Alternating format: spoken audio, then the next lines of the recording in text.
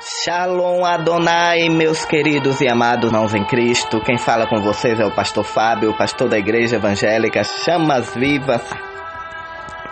Eu quero ler aqui a palavra de Deus, aonde tem por título Os pecados e o castigo de Edom, a restauração e a felicidade de Israel. Obadias, capítulo 1. Vou ler aqui o primeiro versículo, visão de Obadias. Assim diz o Senhor: a respeito de Edom, temos ouvidos e a pregação do Senhor, e foi enviado às nações um embaixador dizendo: levantai-vos e levantemo-nos contra ela para a guerra. Eis que te fiz pequeno entre as nações, tu és muito desprezado. A soberba do teu coração te enganou, como os que habitam nas tendas das rochas, na sua alta morada, que diz no seu coração: quem me derrubará em terra? Meus irmãos, meus queridos ouvintes da palavra de Deus, eu quis trazer um pouco sobre Obadias. Obadias, ele traz uma mensagem curta e grossa. Ele foi curto e grosso no que ele quis dizer. O livro de Obadias, meus amados irmãos, é o mais curto do Antigo Testamento. Você sabia que o livro de Obadias só possui 21 versículos? A biografia de Obadias ainda é um tema muito discutido entre os estudiosos, pois quase nada se sabe sobre o profeta. Mas eu quero dizer que ainda existe uma tradição judaica de que o autor do livro foi o mordomo do rei Acabe.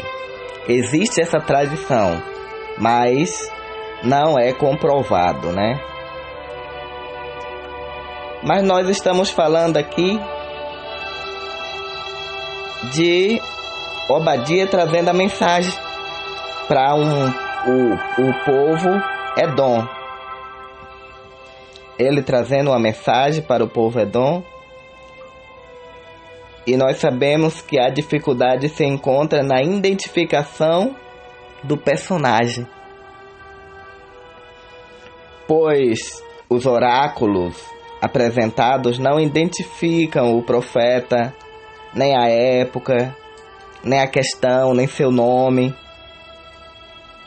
Apesar do nome Obadias significar servo de Deus, esse nome, meus irmãos, era um nome bastante comum em Israel. Este nome está associado a mais de uma dezena de personagens no Antigo Testamento, em diferentes momentos da história. Então, o assunto principal do livro de Obadias é a sua reação diante dos crimes desta cidade de Edom, do oportunismo de Edom para com Judá, porque Judá era seu irmão. Os crimes descritos por Obadias podem ser acentuados em dois períodos, meus irmãos. No período entre 850 a.C. a 400 a.C. Aí você me pergunta, qual foi esse período? O que foi que aconteceu? Em 844 a.C., aconteceu que os filisteus e os árabes, eles invadem Jerusalém e acaba com o reinado de Jeorão. Você vai encontrar em 2 Reis 8:16, versículo 20. E também no livro de Crônicas 16:17. Crônica, você vai ver lá, Crônicas 21:16-17. os babilônios invadiram. Primeiro cercaram e depois invade e destrói Jerusalém. Isso ocorreu em 587 a.C.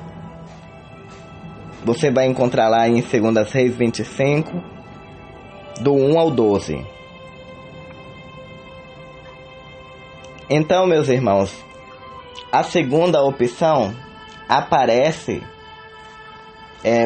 ser mais plausível do ponto de vista do versículo 11, quando o profeta fala no versículo 11, ele diz assim, no dia em que estiveste em frente dele, no dia em que forasteiro levava o cativo, o seu exército e os estranhos entravam pelas suas portas e lançavam sobre Jerusalém, tu mesmo era um deles.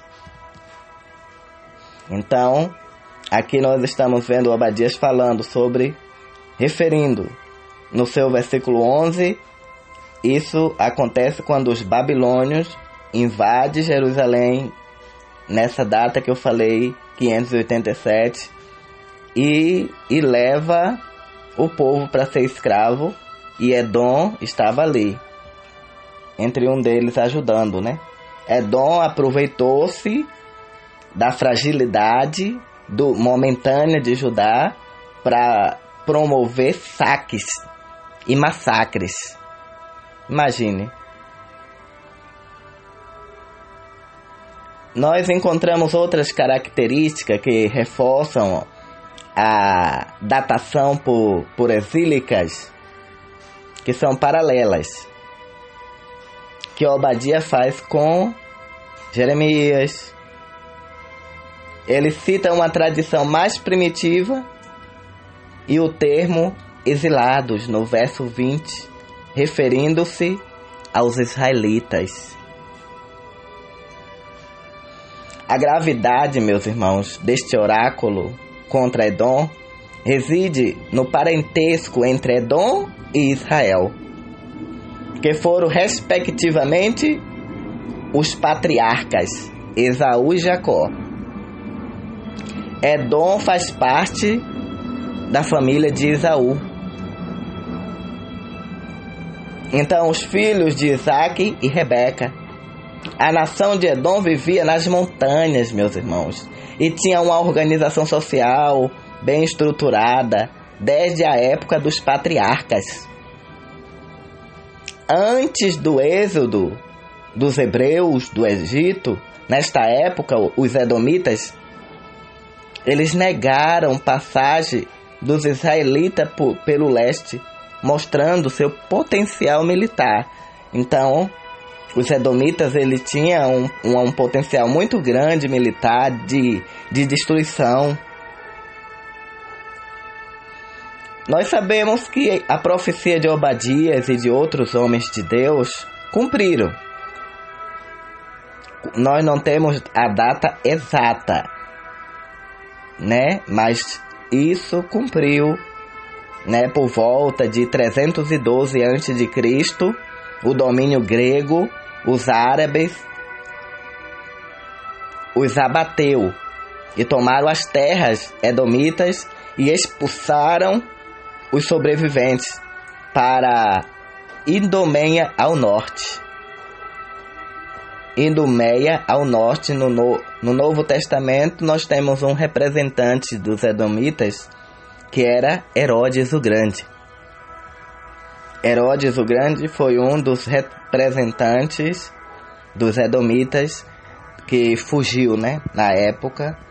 Então ele era um dos descendentes. Então nós podemos observar que Obadias, ele não foi o único profeta que lançava profecias contra os edomitas, mas houve também outros profetas. Houve Isaías, Jeremias, Ezequiel, Amós. Tudo falaram e profetizaram a destruição total de Edom. Até Malaquias profetizou. O termo, meus irmãos, pode se referir ao processo de comunicação entre Deus e o profeta, bem como o método propriamente dito. A brevidade da mensagem de Obadia, ela pode ser explicada pela visão que o Senhor lhe dera, de maneira que o destino de Edom, visto com antecedência, pouparam-lhe as palavras. Então, o livro de Obadias foi tão breve para mostrar o quanto seria breve o que aconteceria com os edomitas. Por isso que nós vemos um capítulo tão pequeno.